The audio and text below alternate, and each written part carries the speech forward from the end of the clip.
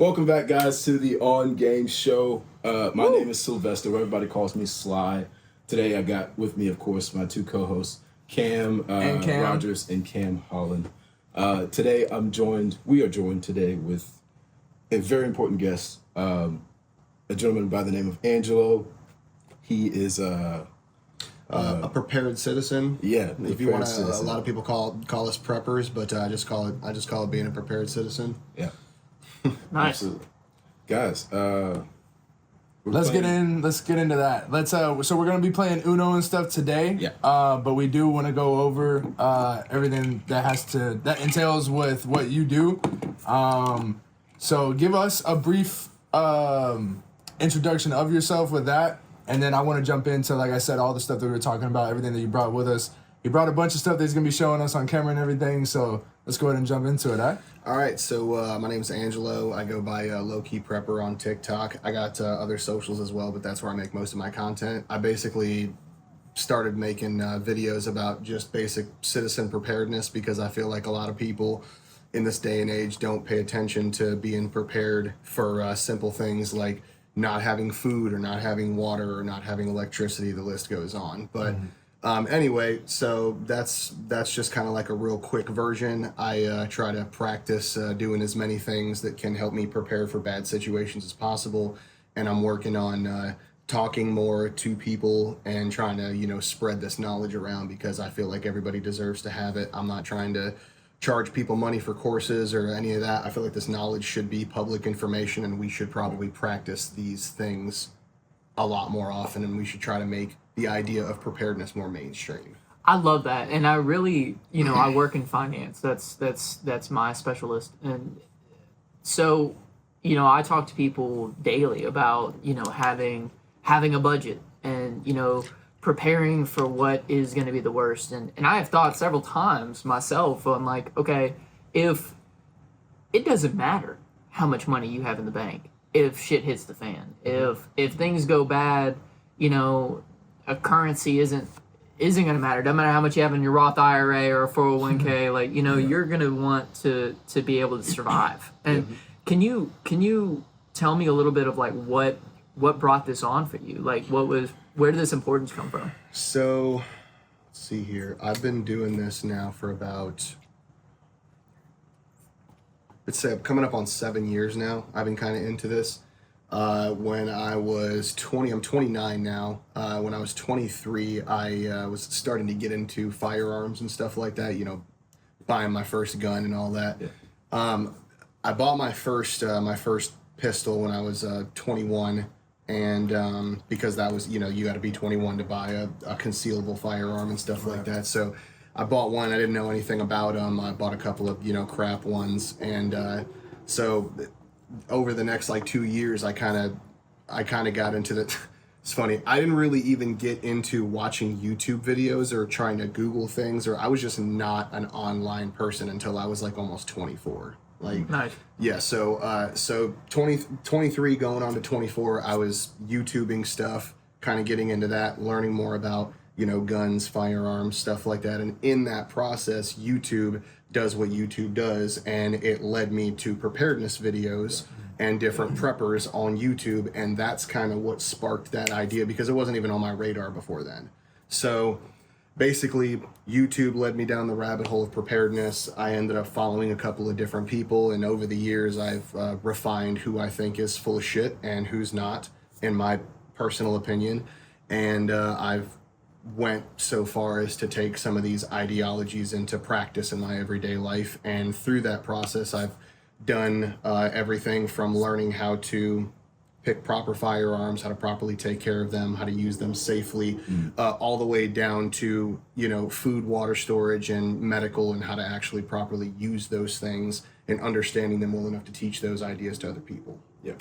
I like that, and to expunge a little bit on my side of things, when people are looking at how to divvy up their budgets, and because right now things are tough, going to the grocery store it costs more than it ever has. Even for people that are doing really well. Yeah, it's very hard, know. So, what would you say? What is a good amount, either to allocate percentage wise per month, or like a base foundational investment would be needed to actually get enough to where you're like, okay, you're getting started? What are some foundations? I know we're going to be covering some of those things, but Actually, that is my first talking point is food and water storage. So now I'll go ahead and say up front, I'm not finances isn't my strong suit.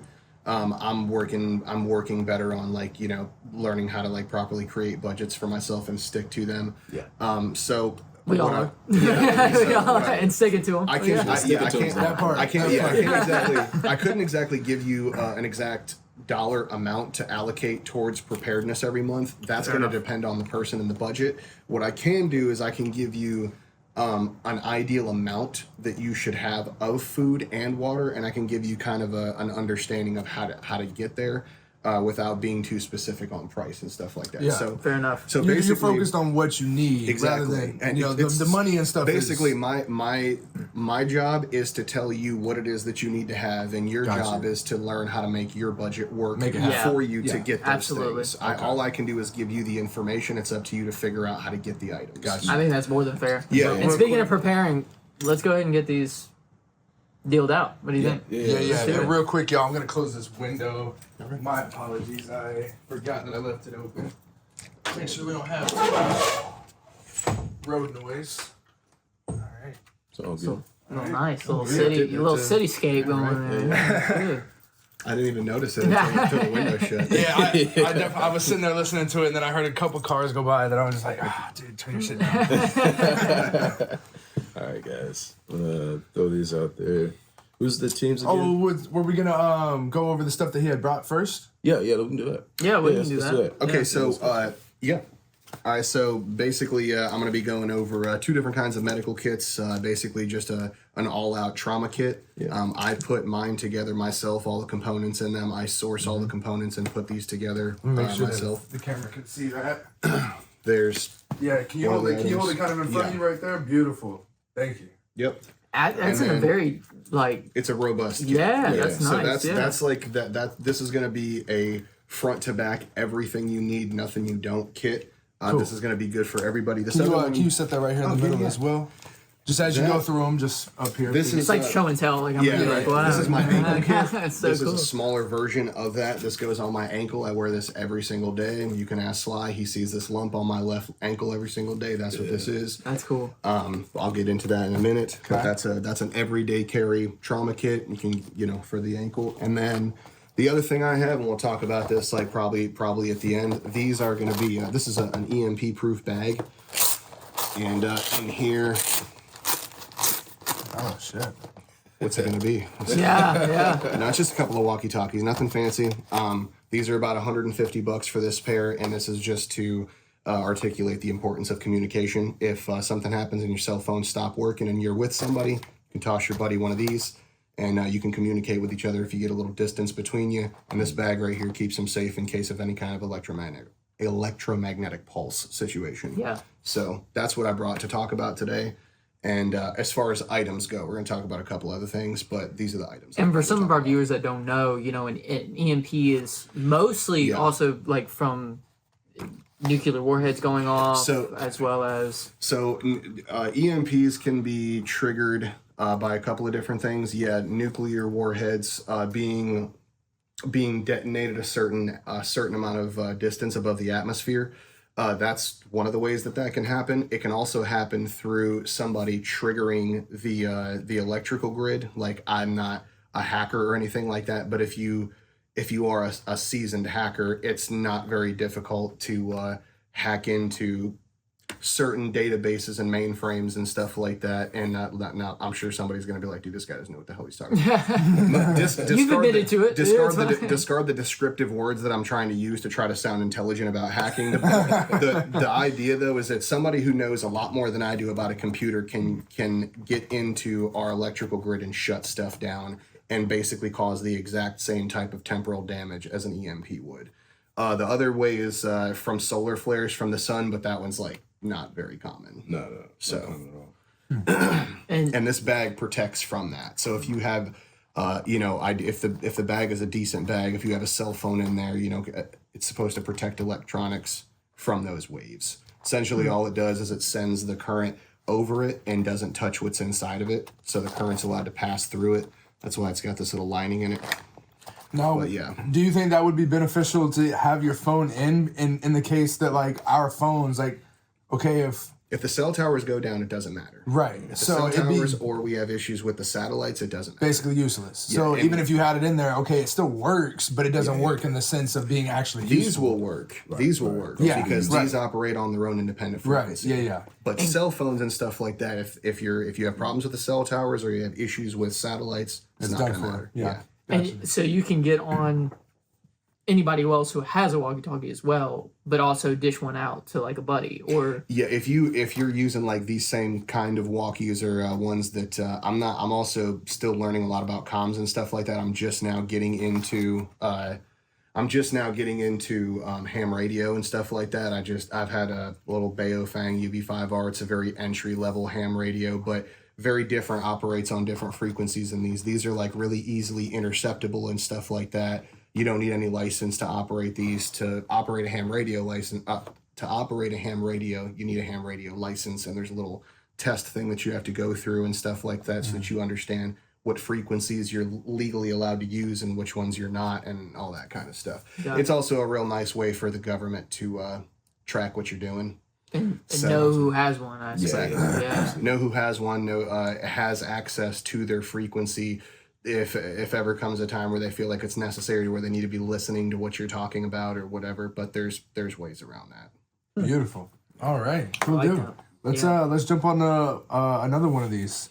Okay, so this is just another quick one. So this is my ankle trauma kit. This has got trauma shears, 2 different kinds of wound packing gauze, a hemostatic wound packing gauze. This is for a quicker blood clotting, and this is just regular old Z fold compressed gauze. This is probably what I have the most training with as far as compressed gauze. Not a big fan of S-roll. We'll get into that later. This is a Cat Gen 7 tourniquet right here.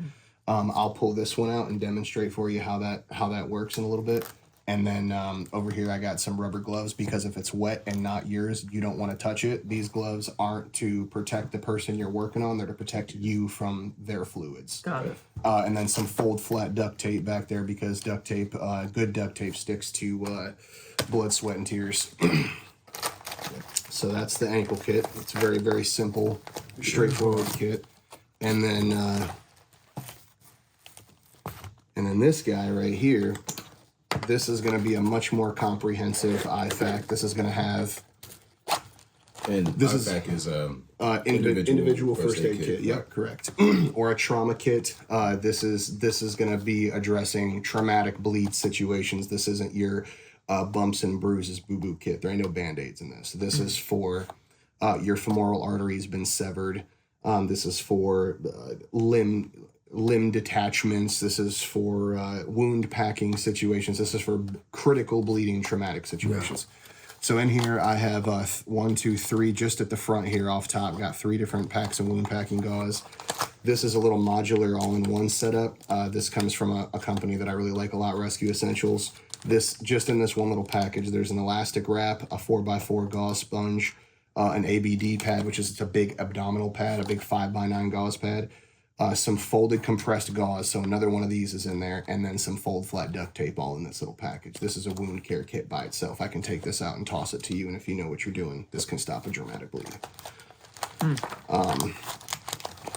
And then up front here, okay, I should have addressed this first. The first thing that you're ever going to need more than likely out of one of these is this Cat Gen 7 tourniquet. This is a real Cat Gen 7 tourniquet from North American Rescue. I say real because there's a lot of Chinese fake ones out there. Right. Do not buy Chinese fake tourniquets. They will fail on you, and it's not worth saving a couple bucks, on Amazon. It's not worth somebody's life. And if you buy, these are going to run you about $30 a piece, but they're worth every single penny. If you buy one for 10, 12 bucks, you're risking somebody else's life or your own life if you have to apply Self-Aid with these to save a little bit of money. It's not worth it.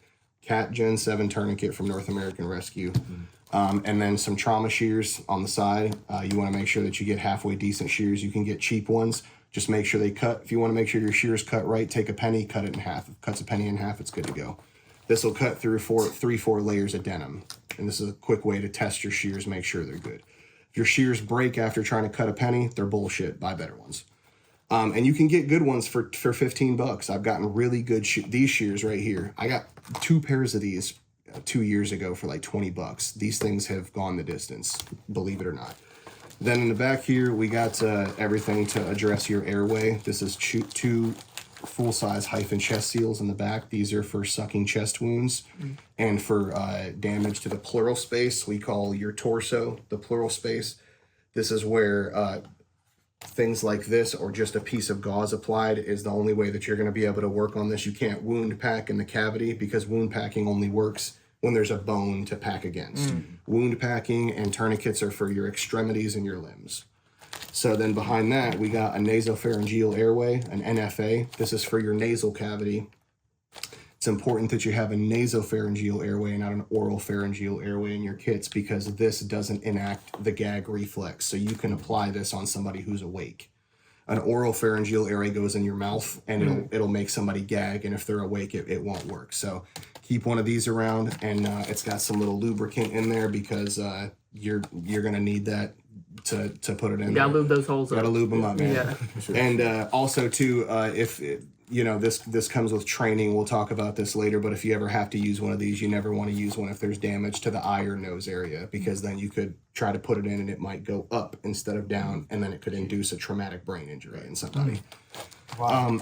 So these and now all this stuff that I know, this isn't like I'm not an EMT. I took it upon myself to look this information up and learn it, and not only that, but then I paid for medical training as well to make sure that I wasn't just talking out of my ass whenever I was talking about these things. Like I made sure to study this stuff and make sure that I was comfortable enough to where if I had to use any of this on myself, I would know beyond a shadow of a doubt that I know what I'm doing, which gives me more confidence in working on somebody else if I had to. Right. And then back here, we just got a whole bunch of 5x9 gauze pads, bunch of thick gauze, because if you need gauze, you probably need it right now. Yeah. And these right here are going to help wiping away any viscous fluid or blood that's coming out of any holes in your chest before applying a chest seal. So those got a lot of purposes. There's another one right there. Another pack of wound packing gauze, because you might, like, there's times where you might have a wound channel that could use all 3 packs of those gauze. Sometimes it happens. Another nasopharyngeal airway over here, and some cloth tape, some cloth sports tape or whatever. Don't buy paper tape. It doesn't work in traumatic situations. You need something you can be rough with. Yeah. Cloth tape does that, and then of course some more full flat duct tape because all the reasons. and then in the back there's also a black Sharpie. Oh wait, I'm lying. No, there's not, but that's okay because I always keep those on deck. Now there is. So there's a Sharpie right there, and that's going to be to mark the time on your tourniquet. You always want to make sure that if you have to apply a tourniquet to somebody that you put the time on there. That way when you get that person to a higher level of care, the person that takes this off knows how long it's been on. And your Sharpie also serves another purpose for this. If you have a casualty that needs an emergency blanket, which I also have in here.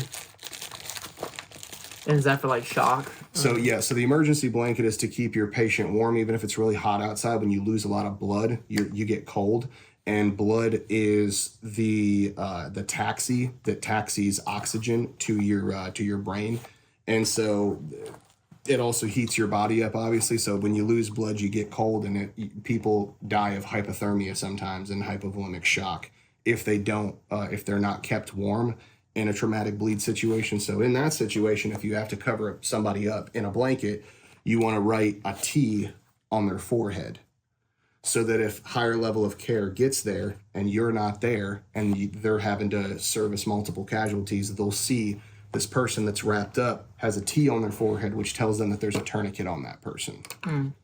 All right, so. And the time with a tourniquet, is that mainly to prevent kind of clots? No, so it's just to give them an understanding of if your tourniquet. Okay, so if your tourniquet is a proper tourniquet, and what basically that means is that the band on it, it's a TCCC recommended tourniquet. That's Tactical Combat Casualty Care. They are the organization that basically pressure tests and battle tests medical gear and stuff like that. This and the soft T tourniquet are both TCCC recommended. They got about a 3-inch band. That's what's important, because the 3-inch band keeps you from getting vascular damage and stuff like that. So you don't really have to worry as much about blood clotting or things like that. The thing to keep track of in higher level of care is how long that tourniquet's been on. Yeah. Because they've done like new studies over the past few years and stuff like that have like, people used to think that if you put a tourniquet on a limb, you were going to lose that limb, period. Because people didn't know how to properly use tourniquets back in the day. They would use, rags, they would use pieces of fabric, they would use rope, anything that they could to do what they thought would be closing that vessel off, which worked. Yeah. But the problem with that is that you get vascular damage the thinner that band is coming down on your blood vessels and stuff. So if you have a nice wide 3-inch band like that, you're not going to have that issue. So the only thing that they need to know is how long that tourniquet's been on, because then they know how they need to take it off, if they need to take it off slow. And I'm sure there's probably some other reasons as to why they need to know how long it's been on there. I know if it's on them for too long, you could lose that limb. Sure, so that time went from like what they thought was if it was on there for more than a few hours without being loosened or whatever, that you could lose that limb. But with a proper tourniquet, you can keep one on up to 72 hours. Wow. Without losing the limb, almost 3 days. Yeah. And that's impressive. But that's given that you have a proper tourniquet and it is applying the proper pressure that it needs to. Yeah, and that's those are in extreme situations, but you're good all day long in 2 days. Wow. One of these, it sucks, but to wear one for that long, but that's that you absolutely can do that and keep that limb. And so so basically this addresses everything in the March algorithm. Massive bleeding, airway, circulation, respiratory, hypothermia, and everything else. I think I said that in the wrong order, but this addresses airway, massive bleeding, hypothermia, and all of the big problems that are in traumatic bleed situations. And so, with all that being said, get yourself a kit, even if you don't know how to use it. They sell these pre-made. I make my own. The way that I did that was I went. I found, through a lot of research, I found a company called Refuge Medical. Yeah, and they're one of going the. to bring them up. Do you know about them? Yeah. How do you know about absolutely. Refuge Medical? I'm a big fan of Bear Independent. What? Yeah. Oh, dude, that's my boy. Yeah, So Bear Independent was the channel that I started watching that legitimately turned me on to how important it is for the average citizen to understand medical. Absolutely. That's who trained me. No, okay. That's who I got my training when from. you said I you went to paid for Dallas, training, Texas, I and was got like, the I Responder One think training course. I have the yeah. certification at home and everything. Yeah. Yes. So, That's so cool. So through this is perfect. So So they're through brothers that haven't seen each other. Yeah, I know. They didn't know about So- each other, and they're like, bro, what? Yeah. Through Bear Independent, TJ Morris is his actual name. He's actually Pastor Bear now. Anyway, so I took the Responder 1 training course. I plan on taking the Essential Responder course, which is now, it used to be Responder 1, 2, and 3, but now they combined all 3 of them into one big course called the Essential Responder. And because I've already taken the Responder 1 course, I'll get an alumni discount. So I plan on taking the Essential Responder sometime this year if I can. Anyway, though, through that channel, he started a company in his garage called Refuge Medical, and Refuge Medical literally makes the best kits on planet Earth, bar none. And they've been, I think it's like 160 something lives saved to this date. Wow. They're on multiple different continents. I can't remember how many, but either way, their kits are some of the most robust kits I've ever seen. And so what I did was, I wasn't able to really afford a lot of their pre-built out kits. Right. They're expensive. They're extremely worth it. They're worth every penny that they charge for it. And a lot goes into them. They're set up very well, but I couldn't afford them. So what I did was I looked at the contents of all their kits. And I found exactly what goes into them. And then I went to Amazon and let's see. I went to Amazon, North American Rescue, and Rescue Essentials. Rescue Essentials is the sister company to North American Rescue, and I sourced all the components myself, and I was able to make my own kits for about $100 less. So not only did that give me context as to how to set up my own kits, but it taught me exactly what needs to go into one and how I can help somebody set up theirs or whatever. But it also made me confident that I know what's in mine is going to work, Right. because I took my information from people that have been doing this for some time now. And a lot of their information comes from people that have been in the field in the military for years and stuff like that. And they know guys who have no names and who work in places that don't exist that test their kits out and stuff like that. Is So- this the bare necessities of what you would say to get started with somebody? Or would you Well, I say mean, start off with- these are just medical is on the list, comms is on the list, but the bare essentials of what you need to get started is, without going extremely into detail into each one of these, would be food storage, water storage, medical. This is third on the list. And then protection and training and practice. So those would be like, so food and water and medical, those are the three basics. All right. Food, I'm going to just go ahead and start getting into it. Or Yeah. Go ahead. okay. can. So food is obviously, water is a little bit more important than food, because you can only survive 3 days without water. But we're gonna go food, water, just because that's how I have it ordered here. So food, you can last about 5 days without food, but you're pretty much useless after about 3. Your muscles aren't getting fed what they need to. You can't physically exert much energy. You're cramping up all the time from lack of nutrients. You're pretty much useless after 3 days of no food. You can last 5, but the ideal caloric intake per person per day, you want to have about 3,000 calories per person per day. That number comes from years and years of the military having the number 2,500 calories per person per day. That was the number that they came up with for the average military age fighting male to be able to go and do hard things every day and still keep their muscle mass. You want to have about 2,500 calories per day at least. If you're going to be doing strenuous activities, I round that up to 3,000, because in a grid down or an apocalyptic situation, civilians, us, we're going to have a little bit more on our plates because we don't have multiple things. We don't have a large number of people the way that the Army does. So we're going to have to do more jobs individually. Each person is going to have more responsibility. So you're going to be doing more stuff. That's energy. Calories is energy. So you want to have about 3,000 calories per person per day. And the goal is to have about, like, I would say a good number would be 6 months to a year's worth of food stacked up if you can. That's an intimidating number for a lot of people that, don't have a lot of context and they're just starting out. So a good starting number would be about 3 weeks. All right, get yourself about 3 weeks worth of food, buy what you eat and eat what you buy, and just stack up a whole bunch of extra stuff that you eat, whatever things that you can get that are dried foods like rice, beans, canned foods. Those are pluses because those are shelf stable. They last a lot longer. Things that are cold, stuff that you're going to keep in your fridge and freezer, unless you have an alternate backup power source, keep in mind that if the power goes out, your fridges and your freezers aren't going to be on anymore. So try to, like I said, buy what you eat, but also try to keep in mind that you're going to want to have as much shelf stable stuff as you can, because that stuff doesn't need a refrigerator or a freezer to stay good. Okay, so 3,000 calories per person per day. Start with 3 weeks of food. All right, and go up from there. However your budget works for you, start with 3 weeks. Once you get to 3 weeks, you go, okay, we're at 3 weeks. Let's see if I can stretch this to 5 weeks, a month and a half. And then you just go up from there until you get to your desired goal of how much you want to have. Water.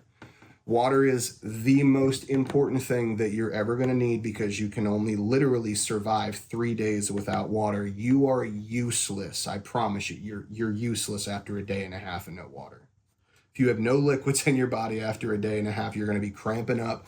Your hands aren't going to work. I've seen it. It sucks. And to get your body rehydrated after that, you're looking at like at least 3 to 5 days recoup time. And if you're in a grid down situation, let's just say for me in my situation, I have, without being too specific because OPSEC is real, I have a number of people who are going to be looking to me and relying on me in times of difficulty. I got to make sure that I'm good physically and mentally, because regardless of how I'm feeling, those people are still going to need me. So I got to make sure that I'm hydrated. I got to make sure that I got enough food, because if I'm down, there's going to be a whole lot more problems that come from that, and the people that, you know, need me around. Apply that same rule to yourself and anybody who needs you. Right. It translates. So water. You want to have as much water as you do food if you can help it. Water's a little bit more tricky because some people live in apartments and some people live in smaller houses. Storage is a real thing. Right. So if you have the storage and you have the extra budget to buy yourself, you want to get yourself some food grade water safe containers. You don't want anything see-through. Don't store your water stock in just cases of water or gallons of water, because sunlight can penetrate through those and contaminate your water. So you want to get yourself some food grade containers. You can either get those from Amazon. Walmart also sells some 7-gallon containers. I have probably 150 gallons worth of water in those little 7-gallon containers. I only have like 3. But when I got into it, I I had, when I first got into buying them, I had a little extra money here and there. Yeah. And so I just kind of went a little crazy. They weren't the best choice in retrospect, because you can't stack them more than one on top of the other. They're a little bit flimsy. If you can afford, get you some water bricks, but they're pricey. Anyway, food grade containers for your water. And then if you can, get yourself 3 weeks worth of water stacked up. How much water do you need? People argue about this sometimes. Some preppers will say that you only need 1 gallon per person per day. Right. Some will say 1.5. That is bullshit. You need a minimum of 3 gallons per person per day. Wow. Why is that? Because first of all, you need at least 1 gallon per person per day for drinking, because you're going to be expended. It's the same thing as the calorie expenditure. You're going to be doing more stuff, more sweating. You're going to need more water. The other 2 gallons are going to be for hygiene, cleaning yourself, because that is a real thing. That's going to be one of the biggest problems if the grid goes down, is going to be hygiene, disposing of things properly and keeping yourself clean. Because if you get sick, you can't go to the doctor. What doctor are you going to go to? Right. You know what I mean? Like you're the first, second, and third level of care in this situation. So your 2nd gallon of water is going to be for keeping yourself clean and other people clean, and your 3rd is going to be for doing dishes and sanitary stuff like that, washing clothes, things like that. Got it. You need water for all that. We don't realize how much water we use until those faucets stop working. You know, have any of you guys here like had a power outage and the faucets or they just turn the water off for the day because they're working on something? Yeah. Dude, how many times do you go to that faucet and turn it on, forgetting that it's off, and you're like, fuck. Yeah, exactly. Yeah, Take a shower, I'm already butt naked. Exactly. And you're like, what? I paid the bill. Damn. And that's all you can say. Like, and the other thing, Or you're too like, is, oh, I forgot to pay the bill. yeah. But that's not what it, and so the whole thing here is that most people, when it comes to your water being shut off or your electricity being shut off, what do most people do when those things get cut? They either pull out their phone to check to see what they can figure out. Once they get to a certain end point where they don't know anything else, what do? You go in your living room and you sit down and you just wait for somebody else to fix it, because that's, you don't, you know what I mean? So You're not prepared. Exactly. So if you're not worried at me, dude, I flip on a couple of little battery operated lights. I throw on my Bluetooth speaker. I have a whole separate phone that I have downloaded stuff on. I can throw on some music. You know what I mean? Like I have generators hooked up to stuff that needs to keep cool. I got air conditioners in the windows for when it gets cold. I got gas heaters for when it gets, I got air conditioners for when it gets hot, gas heaters for when it gets cold. I'm not worried about nothing when it goes down. Right. Like, I'm good. That's where I want to get everybody else, or at least not to the point to where they're like, what do we do? Yo, gotta what go do to we his do? place. Do you know what we need to do? Like, Yeah. I know what we need to do. Relax, take a deep breath. We're going to be okay here. Let's figure something out. Like, that's another thing. Don't panic. Like, don't freak out.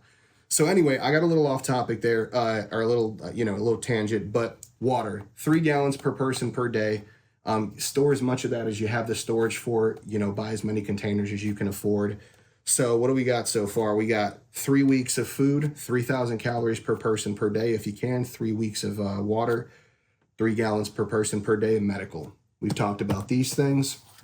I don't have to get back into them. We've already broken those down. This is what I mean when I say medical, but I also mean the simpler stuff. Get you some boo-boo kits, get you a bunch of Band-Aids, get you some Neosporin, some triple antibiotic ointment. That stuff solves so many problems you would not believe. Do you have kids? Do you have Not that I Do know you have of. any kids? Okay.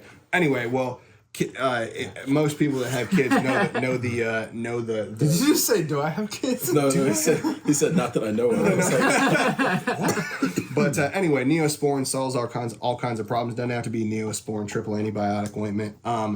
Get you some povidone iodine. You know, rubbing alcohol works, but povidone iodine is better for open cuts and stuff like that. Get you some gauze. You know, grab you a bunch of gauze, bunch of cloth tape. You know, stuff like that. And then learn some things about how to use this stuff. Do not just, and I'm going to probably bring this up a few different times, do not fall into the category of having a false sense of security by telling yourself, I bought a bunch of shit, now I'm good. Yeah. Right. No, dude. No. You're Yeah. not. You need to know.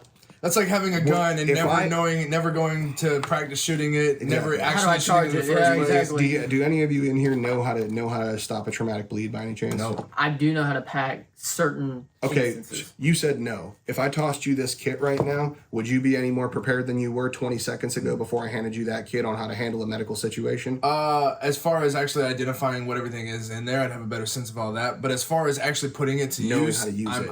I'm just throwing shit and doing whatever the fuck I think it's. That's what everybody else is doing by buying this, And not- tossing it in a closet and going, I'm good. No, you're not. yeah. Because if you have to use this, do you know how to use this? Is it staged properly? Do you know how to check a pulse? Do you know not to check a pulse with your thumb because there's a pulse in your thumb? Like, just, you don't know what you don't know. Right. Like, I'm not here to call nobody stupid. I'm here to point out a very realistic fact of life, which is that you need to learn what you don't know. You Yeah. don't know what you don't know. Right. And you can't have something that saves somebody's life and not know how to use it and think you're going to save someone's life or your own. That's why we don't have doctors Especially that not don't under have a degree and know how to- exactly. Especially not under pressure either. Right. Yeah, You think there's not going to be pressure? You're going to be getting adrenaline dumps into your body because this is a traumatic situation and your brain tells you fight or flight because now I know somebody's life is on the line. Right. You need to pressure test yourself, your stuff, learn things, and then train with it. I have some So- questions for you. Sure. And then So- yeah. The Oh wait, I'm sorry. Hold that for just a second. will. The other things, learn how to do some basic, really, really basic stuff. The Heimlich maneuver. Learn how to do the Heimlich maneuver on children, babies. Because the Heimlich maneuver on you or me is going to be way different than a baby, an infant, or a child, or something like that. I just Things had like to that. learn how to do the Heimlich on a dog, and it's way different than you would think. See, so that was the other. Just learn how to take care of that. You know, this is the big stuff right here. This is the big thing. But then also learn how to take care of little bumps, scrapes, and bruises. You know, learn how to take care of a wound after it's, you know, after you got to take all the stuff out of it. Learn how to take care of it for a while. Learn the simple stuff as well as the big stuff. But that was it. Go ahead with your question. I'm sorry. So, what do you think I've learned a lot just in the few minutes that we've been talking about this for real, and it's opened my eyes to some things that I know I'm not prepared. Yeah. Absolutely not. What do you think? And I know this is a extremely hot topic, but what kind of scenario do you think is the most probable for issues like this? That Like you shit at the fans. yeah, because I know there's different ways to prep for different things. Yeah. You know, like I mean, you've got the guys Some people, who yeah. get entire bunkers Yeah, because they 2012. think that's going that way. When people thought the world was going to end in 2012, like Right, yeah. 2K. Yeah, so it's like, you know, what scenario now is the one that we should be at least have our eyes on and be And now, before I say any of this, just know something. I am a 29-year-old dude in Louisiana. I'm nobody. You know what I mean? I'm no professional. I'm no expert. I'm just somebody who tries to the best of my ability to use my cognitive ability to pay attention to things and use common sense to what I think might happen. today you're OG's expert. Okay, so so- you're very much more informed than we Yes, are. exactly. And I think, OGs right now. yeah. And so I just wanted to throw that out there. Take what I say with a grain of salt. Never take what only one person has to say as law. Do your own research. You know, find out what you can for yourself. Think for yourself. But that being said, my personal take is one of two things. These elections coming up could really mean the difference between violence coming from civil unrest. That's one thing. So without getting too political, I'm not here to talk about politics or anything like that. If for whatever reason, we don't have to get into the rabbit hole of it, if for whatever reason Kamala Harris wins the election, I think I think shit might get very violent very fast for a period of time. And I don't know what that looks like in its entirety, but I think that it could look like civil unrest in the means of riots, violence in the streets, people being divided, there being basically a red line drawn in the sand of, are you for this person or that person? And that could mean the difference between you going home that day. You know, like you being able to go to the store without having to walk through a mob of angry people or something Right. like that. So civil unrest from the possible election outcomes, but almost even more prevalent than that is something that I've been kind of getting ready for a while. And if any of you guys decide to go, you know, check out any of my TikTok stuff, you'll probably see a couple of videos of me talking about this. The border crisis situation that happened. I don't know if you guys are familiar with any of the numbers on that, but on paper, the numbers are only about 150,000 migrants that have come across the border, but the real numbers are really closer to like probably close to 500,000 now. The numbers are like legitimately 350 to 400,000 and up. And this is those numbers were just confirmed. This was like almost 3 weeks ago that I got those numbers. So those numbers could be way up. These numbers are also only coming from actual video footage or documentation from not Border Patrol people, because they're not documenting nobody. There's all kinds of people that have gotten across that border that we haven't seen, which are the numbers that I'm concerned about. And that harms them if they talk about the amount of people that we have numbers that we can look at, but those aren't the numbers that worry me. The numbers that worry me are the numbers when you add what we have on paper to the number that we don't know. So we have hundreds and hundreds of thousands of military-aged male migrants in this country right now, and a whole bunch of them are from prisons and insane asylums from other countries. This isn't some propagandist bullshit. This has like been confirmed at this point. There's paperwork to prove some of this. And there's a whole bunch of the Venezuelan gangs that are you know going crazy in Colorado right now and taking over apartment complexes and stuff like that. That's like a 10% taste of what could happen if we have literally Iranian military-aged males in the country. We have Chinese and stuff like that, military-aged males in the company. We have some from Syria. We have some from Somalia. We have a bunch of different violent countries that are not really friends with America right now that have let in hundreds of thousands of military-aged males into our country, and they've been getting visas for thousands and thousands of dollars, okay? They've been getting funded for all kinds of stuff. They've been getting free housing. These people are very, very highly likely, and now this is just speculation. This isn't proven or anything like that, but there's a lot of people that know a lot of things that I don't know that have an idea that they're planning something possibly, and that we're looking at like a sleeper cell situation where we have a whole bunch of military-aged males in a coordinated effort at attack, and they've had enough time and money to get resources to plan for something. And if that's not enough to light your pants on fire, fucking these the Middle Eastern people that have been coming here for 15, 20 years that have all the gas stations and stuff like that.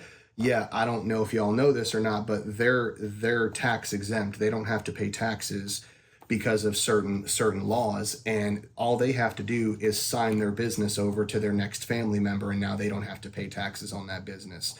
For 15 to 20 years, that's been happening now. So now we have people in the country that have been here for 15, 20 years that have had all this time and all this extra funds, all this extra tax money to buy possible equipment, have logistics, get people over here from their country, in addition to all the hundreds of thousands of military-aged males that have come in from the other country that people aren't paying attention to. When was the last time you seen the news talking about this? Probably not super often unless you're going down the rabbit hole of YouTube news. You're not seeing this on Fox. You're not seeing this on CNN. Why? Because they don't want us to pay attention to it. There's a reason for that. And sure, you could throw in the speculation, and some of this might be the case, that they brought in a bunch of these illegal immigrants so that they could try to steal the election with them. in a bunch of different states right now. They're making it to where these immigrants that are not legal citizens yet can vote. There's a bunch of states that are not letting that happen. So that, that's like a reason that they use. But my point is this. What the hell are you going to do if all of us, have any of you seen the movie Red Dawn? Yes, both of them. Both of them. I one. just last night went to Game Exchange and bought a hard copy of the OG one with Patrick Swayze. Was that your first I time have seeing the old one? No, dude. I grew up watching it, brother. Yeah. I grew up watching. Yeah. That was just. it's been a while since I had the hard copy, but now I got both. It's perfect. I gotta say, I didn't- that my came with bad. both. Yeah, I didn't know about the OG one actually, because when I went to watch it with my dad, I don't think he informed me about that, Oh, and it's so I so just good. watched the new one. Yeah, and which I is fell in also love great. with it. It's I was so like, good. dude, that's an amazing Yeah. movie. Went And back so- and watched the OG, and I'm not gonna lie, I think because I watched the new one first, because everybody else I talked to was like, OG is OG, Yeah, and that's OG what is most OG. cases of I love them anything- both equally in their own different ways. I think they're both great movies. Yeah. No, because the OG was good too, and I think were again just I was just different. tied in with that, Yeah, that dude. newer one. But It's also both more great. relatable for people like our age. Yeah. So my point is this: what are you going to do if, for whatever reason, hundreds of people, hundreds of military-age males of different denominations in your local area start storming and taking over buildings and areas and start shooting people in the streets? What the fuck are you going to do? What are you I gonna would do? say that part Like, is what I'm prepared for. that I just that's like the that. I'm more prepared. that's the part I'm more prepared. I for. just want to say real quick, I'm on the 13th floor and that window open, so that's, Yeah. that's what I'm books. hey man, look, I'm taking the Books easy way and out. costume, If I motherfucker. see, especially the way it looked in the movie, if I see all those guys parachuting out of the sky, fuck that. I'm not even taking my chances, dude. I'm just like, all right, I'm clocking out. It's a wrap. Oh, I thought you meant I'm holding it down. No. He said he's out. Bro, nah, He's I'm taking clocking he's out, taking bro. the elevator. He's taking the elevator. I'm not going to the camps. In the movie, they had the camp set up. I'm not getting put in a camp. It's not happening. It's not happening. And see, that's another thing that people, the camp thing, like what, bread lines. Y'all know what bread lines are? Okay, back in the Great Depression, people, it was costing people thousands of dollars for a loaf of bread because the collapse of the U.S. dollar made it to where our money didn't mean anything. Even worse So than you that, couldn't buy Germany. anything. When So the- you see the francs pictures of and people. everything. Yeah, and you see the Horrible. pictures, the old pictures of the people Wheelbarrows. wheelbarrowing stacks of all their money just to get like a half a basket of groceries and stuff like that. If things get to a point now to where, okay, so food, just as a side note, I don't know if y'all know this, but every grocery store that we go to on a regular basis, Walmart, Brookshire's, Kroger, Aldi, for people in the northern areas, Tops, Wegmans, stuff like that. I'm from New York, so I kind of know some of those other stores and stuff like that. Either way, all your grocery stores, they're on what's called the just-in-time delivery system. And the just-in-time delivery system basically makes it to where they're on a 2-week turnover rate with all of their items. So basically, if semis stopped bringing your groceries to the stores, there's 2 weeks of groceries and food and inventory in that store before that store has nothing left for you to get.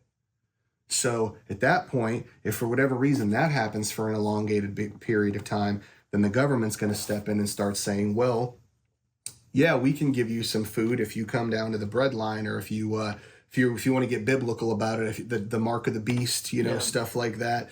If get you come your and do stamp. this thing, if you come and take this injection, or if you come and take this shot, or if you wear this camera on your shirt all day, or whatever it is, whatever the stipulation is, a stipulation that they'll give you that requires you to surrender more control to them in your life to be able to do basic things like eat and drink. Yeah. Fuck that. I'm not doing that. Yeah.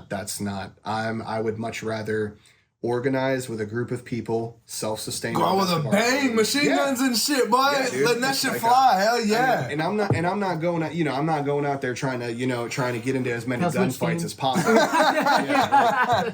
and hold it down where it's necessary, but the idea isn't to go out and survive as many gunfights as possible. If that's your goal, you're going to die pretty quick. Yeah, you're done for. But, and also that being said, kind of going back to calories and water and intake and stuff like that, another thing that people really sleep on a lot is physical condition.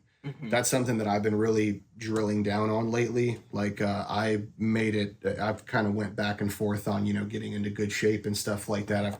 did good for a while, fell off, did good for a while, you know, that kind of thing for the last few years. I'm finally getting back to the point where I'm able to stick to things again. Well, I feel like in that you've done regard. a lot in the Well, time that, I mean, you talked about 5 years ago. Yeah, You and I've knew also, nothing about this. Yeah, and I've also, just in the past like 3 months now, I've lost 52 pounds. Holy Like that's shit, why this dude. is so baggy on me now. Like I've lost 52 pounds. I'm finally starting to get my arms back. Well, a little you're bit. also not a, you're very an imposing dude, too. Like, if I walk through the door and I'm like, all right, who am I stealing from? Right? Because I didn't prep, it's not going to be from you. So, So you and know. also Not the too, guy with a full beard. And No, it looks like you he's know, kind of jacked. and the bro. other thing too about that is you can project presence of confidence in people by eye contact and stuff. Yeah. and standing up a little bit straighter. Just the way you present yourself. Yeah, literally, you squaring up your shoulders and looking somebody in the eyes, like when they come into it just throws people off a lot of Yeah. times because most of the time in 2024, everybody's like, "Hey, what's up, dude? How's it going, man?" Yeah. Like, Yeah. but when you walk in somewhere and you don't know somebody and they're like, Yep. you know, like Exactly. there's just like an immediate Almost makes them vibe uncomfortable barrier. a lot. Exactly. That's why people are on their phones and stuff, is they try to avoid, I feel like that. Even if I was that might even have the same effect if I was, you know, slouched over a little bit. But if I'm standing upright and I'm looking you in the eyes and I'm paying attention and I'm looking around, even if somebody doesn't know anything about anything, they can see visibly that you are some type of ready and you are paying attention. Yeah. Just paying attention can literally save your life. And so just stuff like that, like you don't have to be some fucking Billy Badass, dude. Like you don't got to be Chuck Norris 30 years ago. You know what I mean? Yeah. Lift heavy things, eat lots of meat, drink water, take care of yourself, and you know what I mean. Learn stuff, and then practice those things that you learn. Like that's like the preparedness for dummies manual. Right. Yeah. Lift heavy things, literal eat meat, essentials. drink water, stay hydrated, learn how to do stuff, and practice what you know how to do. That's Yeah. it.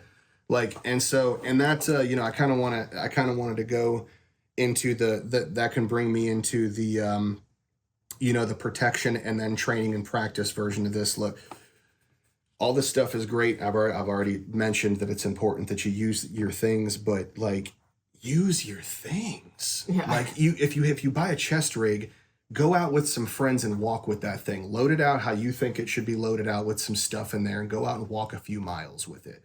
You know, first, can you walk a few miles without anything on your body? Like, are you physically capable of doing that? If you don't know, go and find out. Go to a public place, walk around for a while. And then once you get a backpack, you know, and you want to put some stuff in it, put some stuff in it. Cool. Then go walk with that backpack for 3 to 5 miles if you can handle it. See if you can. If you can't, figure out what you need to do to adjust for that. If you get a rifle, go walk with it for a few miles. You know what I mean? Go practice. You know, if you know how to shoot it and operate it, go practice running for 30 or 40 yards and then trying to shoot it. You know, just simple things. See what your body is physically capable of, so there's not too many surprises whenever shit goes down if you need to act or something like that. And so I think I've pretty much covered the training and practice, you know, aspect of that. If you don't know how to do something, pay somebody who does know how to do it, have them teach you. Then you know how to do it, and you can teach other people how to do it.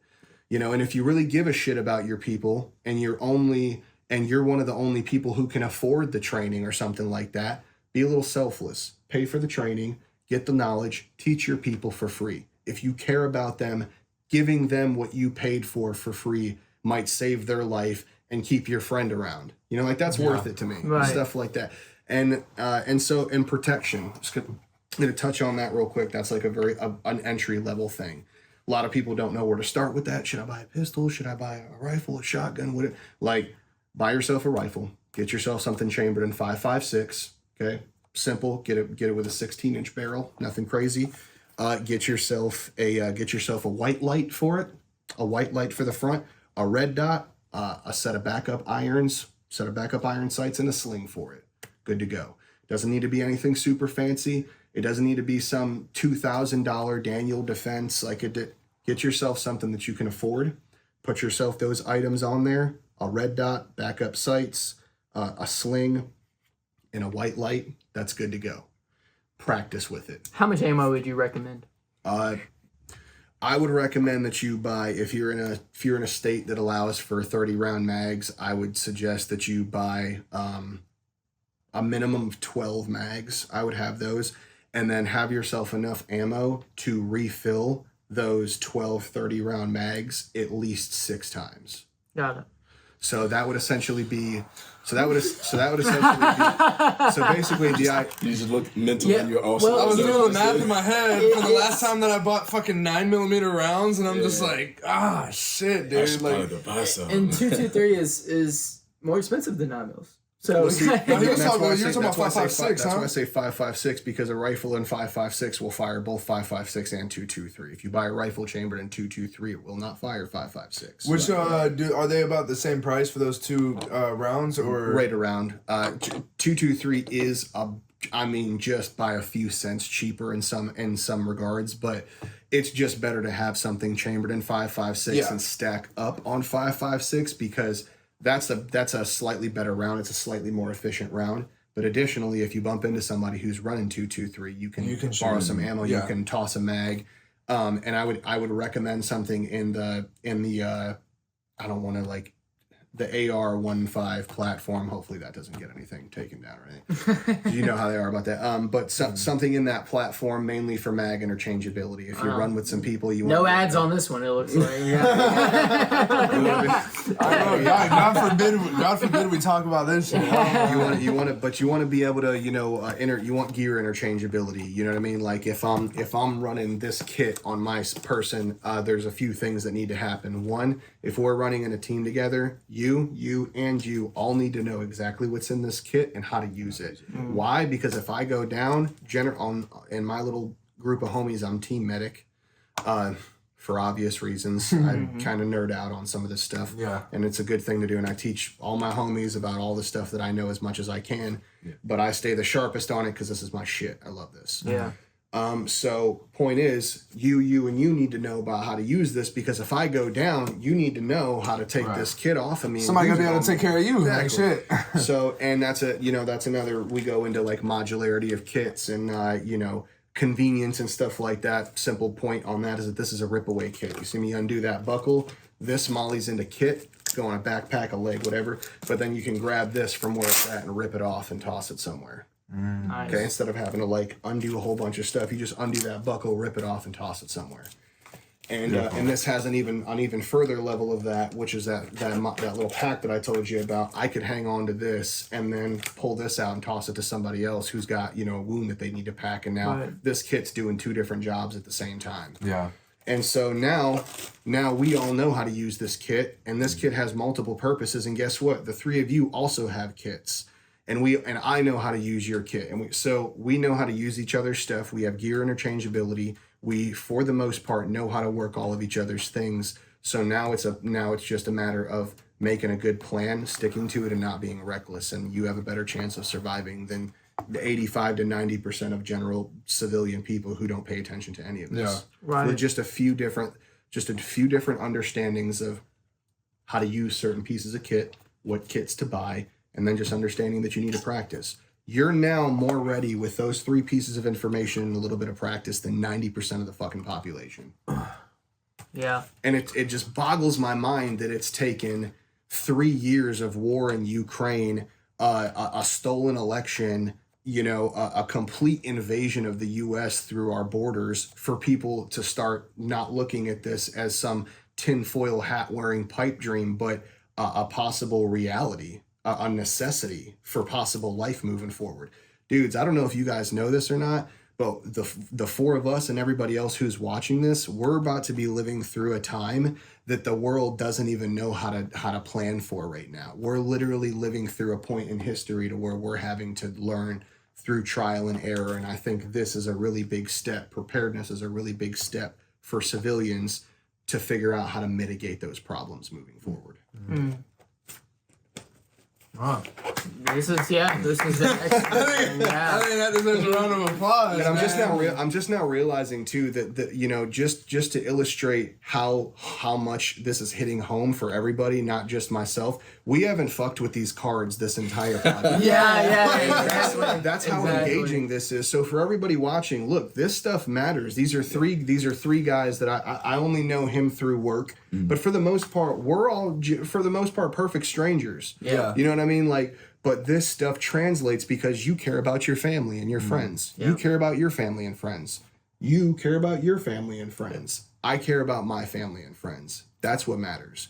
We care, so we practice and we learn so that we can take care of each other. We owe it to them. Exactly. Yeah, we exactly. owe it to them. And if you're capable of it, you do fucking owe it to Yeah, them. If exactly. you're somebody who's capable of being strong physically and mentally, if you're somebody who knows how to talk to people, resolve problems, learn things, it's your duty as a man to serve those purposes and steward your family and your friends. It's your job. That's a You should beautiful do way to that. put it. That's a And, great and way if you to want, say yeah, it. if you want to get biblical with that, that's what stewardship means. It's trying to teach your family the right ways as early as you can, and to provide for them so that they don't depart from those ideas when they're older. That's what, for raising kids and stuff like that. You want to teach them good values young so that they don't depart from those ideas when they're older. It's kind of the same thing about, with caring about your family and friends. Like, you're not raising them as children or anything like that, but you're looking out for them. You care if they starve to death. You care if they have water to drink. You care if they got clothes on their back, if they're safe or if they're not. If somebody wants to do them harm, you're ready to shut that shit down. Like, that's because you care. It's because you love, and that's where this all comes from. It comes from a place of love and compassion. And if it's not coming from that place, you're probably doing it wrong. And I think that's a misconception. Is a lot of people, they make this look like, oh, they want to play soldier, they want to, and it's not the case. Well, but that's the big problem, is that we don't prepare for things because people just think that it's not going to happen until it actually happens. Exactly. So it's like when you're prepared, you're just preparing for the possibility, and then there's the people who's just like, it's not happening right now. I don't believe it. It's not out of sight, out of mind. It's not going to happen. And then whenever it does happen, they're coming run into the people that were prepared. Yep. Well, every great civilization has, gone an extended period of time of not having their home front ever attacked, right? 200 years. It's happened. 200 years is the renewal time of the fall of an empire. We're due. We're due. We're due. I don't know if y'all have been. If you want to get historical, we are due for the fall of an empire right now. Currently, we're at that mark. Yeah. And man, the out of sight, out of mind thing. There was something else that I was going to say. The people who aren't prepared and that listen to me talk about some of this for 2-3 minutes or whatever, not a full on seminar. Some people can listen to me talk about this for 2 minutes and be like, make those jokes. Oh, I know where I'm going when shit gets bad. And I used to take that. I used to just not say anything back to those comments. Yeah. But once I got to the point to where I started taking it seriously enough and learning enough to where I became confident in some of these things, I can't remember who it was. It might have been Bear, Bear Independent that said this, but it was somebody who I follow on the internet that brought this up that I love. So I stole it and I've adopted this. When somebody says, if you're a prepared person and they're like, oh, I know where I'm going when shit gets bad, you look at them and be like, okay, what are you bringing with you? Yeah. Because you're not showing up with nothing and no skills. Hell no. So say, what skills do you have to provide for the group? How much are you willing to work for the greater good of the community, and what essentials or what my brain just stopped working. What items can you bring with you? What resources? What resources are you going to be bringing with you? Yeah, Anything because useful that you can be. Do you have provide, food, water, ammo? Do you have knowledge on how You can't to just do, be a bump on a log, just rolling up. You're not just coming to show take up care of because I'm me ready like and you're a you didn't. toddler or something. Yeah, like I didn't spend all my money and all my time prepping because you want to be a lazy asshole. Right. Like that's not like you need to care enough to pitch in. I'll help. Yeah. I've given more of my gear away to friends of mine that I knew couldn't afford certain things, or if I know that a friend of mine just needs a little kick to get started. Sometimes a couple of my boys, they just need a cool little piece of kit or something that they don't have to be like, ooh, I want to build on yeah, this. let me- okay. Oh, you get it now. Now I need the rig. Let me wear this. Let me wear this. Okay, you coming out with us this weekend? Like, and I have a couple of friends that we go out with and we do stuff. And two of them specifically, one of them I gave a chest rig and a couple other things to. The other one I gave basically a couple of extra parts that I had to build his first rifle. And now they're like way more engaged. They're actually going down the rabbit holes of getting their own stuff now. And you don't always want to. You have to figure your people out, because some people will fall into that accidental category of thinking, oh, I don't have to worry about it now because you gave them something and now it's not at the top of their priority list to work for their own shit. They think you're just going to give it to them. So you gotta be careful. You don't want, Yeah. you know, if you do give somebody something and you're worried they may take it for granted, then you just, you know what I mean? Like you can kind of tailor that and be like, hey, look, I'm giving you this, but your ass is going to practice. And if you're friends with somebody, you can tell them. Yeah, you You're can like, be hey, honest you're with them. fucking coming out with this weekend. If I give you this comes with some stuff, comes with some responsibility. And So- time will tell if you saved some lives by doing that. Yeah, exactly. Honestly. And so yeah, man, that's I think at this point I've probably gotten out the lead. I've kind of gotten a pretty good. I think I've covered a good little glaze over of just introduction things, you know, into this and just some of the ideologies behind this. That was more in depth than I thought it was going to be. deep, And brother. I love it. I was going to say, like, you it. mentioned that we didn't play the cards. I'm not even mad at it. Yeah, I don't even give a had shit. good- I had a really The and this is conversation was great. You definitely were prepared. You were taking a lot of deep breaths because you were saying so much. Yeah. I mean, lot. dude, It's a anybody lot. listening I'm to trying this, to pack, you know. anybody listening to this, I could be cruising in the car or whatever, and it's like I'm not waiting on you. Just it's it's like just very cool, quick, rapid fire information. That was very good. Honestly, screw Uno, man. We can play Uno another time. But like, Yeah. And That- you know, I could literally come on here and do this 2 or 3 more times and cover more stuff that we never even talked about. I would love Yeah. I would love if that Absolutely. happened. Definitely. yeah, this for sure. you have the social skills and everything, Yeah. and you definitely are very informative with everything that you've learned from it and all And that. being able to talk through this stuff and articulate this stuff, this literally goes back into my whole thing of practice your stuff.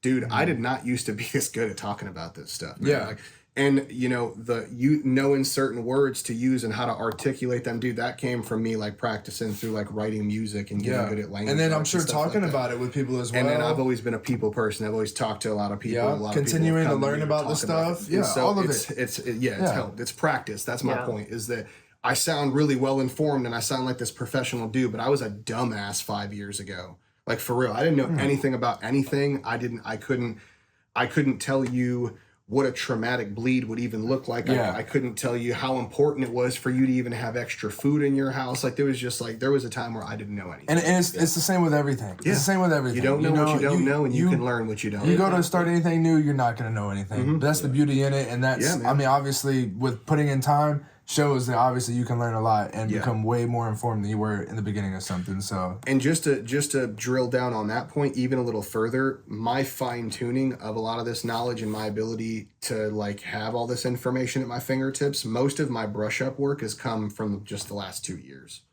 Like I like the first 2 or 3 years of me getting into this was me putting in the groundwork, figuring out what anything basically was me trying to figure out Learning how a to new turn on the language. lights and the Yeah. thank you. That's a way better way to put it. Yeah, Learning a new I was language. essentially learning a new language. Right. That's such a Yeah. good way to put that. I'm gonna steal that.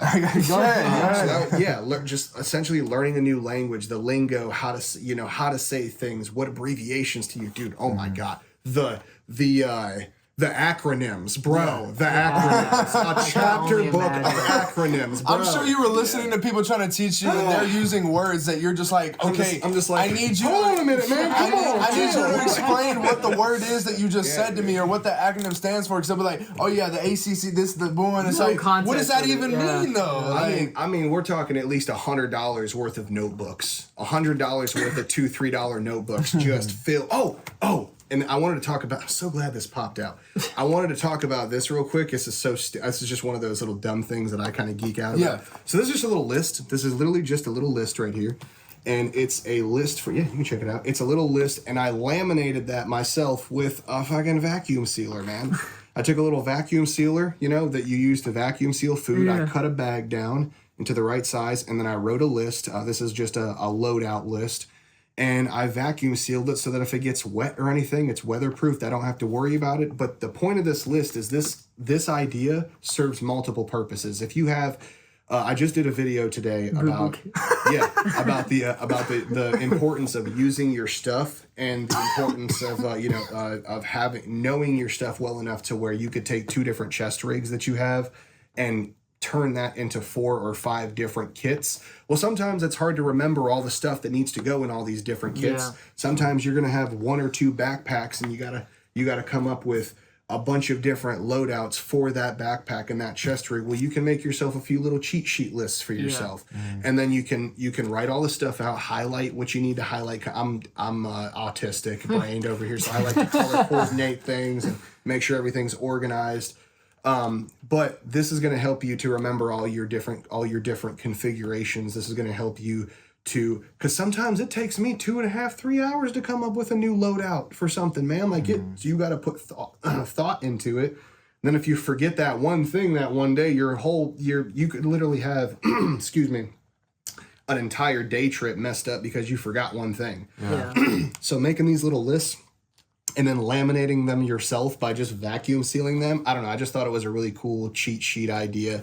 Yeah. You can take these and you can take this and make 2 or 3 of them and then shove it in the pocket or a pocket of that backpack. Yeah. And now you can pull those little stacks out and shuffle through them like a deck of cards and go, okay, what loadout do I need today? Land nav, assault rig. Oh, okay, I need my patrol rig today. You go down your list and you check it off. You get yourself a little expo marker and check your list off, and you can wipe it off. And guess what? You can do the same thing with maps.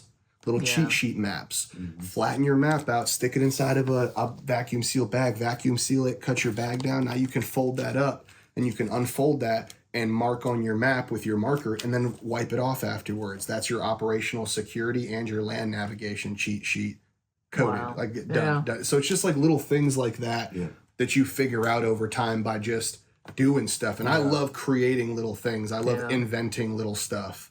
Like, so yeah, man. So all that to say is, I am probably a little bit more emotionally invested in it and really into it more than the average Joe. But dude, it gets fun. Yeah. It gets fun, Yeah. and you get a sense of accomplishment out of it. Right. You make yourself more well-rounded as a man. And that's another thing that's I'm sure you guys have been on the damn social medias long enough, dude. Manhood has been dying for the past few years. Like people are getting. People the past few years, are getting bashed for just being masculine men. Like, dude, fuck that. Go chop some trees down, learn how to provide for your family, prep some stuff, and be a man. That's awesome. That's dope. Yeah. That's respectable. You know what I mean? I agree. And so, yeah, man, it's a good time. I enjoy it. And if you're not as into it as I am, cool. But still, get yourself some stuff and care about your friends and your family. Definitely.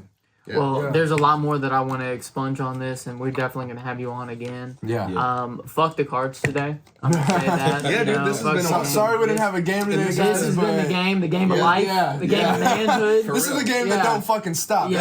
That's right. So, There ain't no pause button on this shit. I promise. exactly.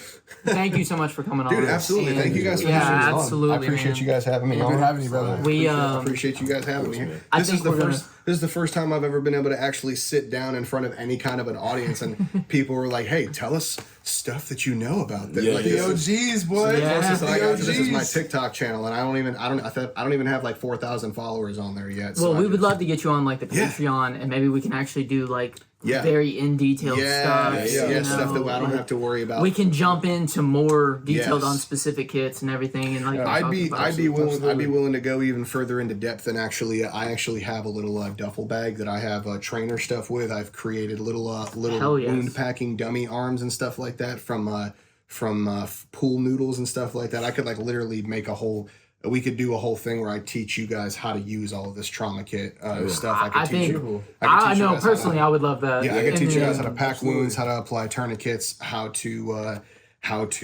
apply a chest seal, how to diagnose a tension pneumothorax, which is pressure buildup in the chest, which is what you would need a chest seal for. Can teach you how to burp a chest seal to relieve the pressure in that. Can teach you how to keep yourself safe and how to save somebody else. A whole bunch of shit we don't know how to. At least I don't know how to do it. No, So- I didn't know we had to burp a chest seal. So I had no idea. I had Show no me idea. something, brother. Hell yeah, man. Hell yeah. Fun fact for you: everybody, hold your thumb out in front of your face. Okay, that is the thickness of your femoral artery. So if that Crazy. gets severed, that's the size of the hose that's going to be dumping blood out of your body, and you have about a 90-second window you have about 3 minutes before you've bled out completely, but you really only have about a minute and a half, 90 seconds before you've passed out. And if you pass out, you ain't rendering aid on yourself. So it's important. If you don't know what to do, you got a minute and a half to figure it out, G. Yeah. If you get something severed, you know. yeah. So And if you're hit with an EMP, there ain't no YouTube either. like Yeah. it'll take you longer to search the YouTube video than it will for you to lose enough blood to pass out. Well, on that note, Yeah. so thank But you. anyway, yeah. Thank you for joining us. Absolutely. Thanks for having me. Absolutely. Thanks for having And me, guys. I appreciate this it. has been OGs. Stay safe out there. Yeah. Stay prepared. Be a man. Yeah. And vigilant. do what's good. Yeah. We'll see you next week. Have a good one. Peace.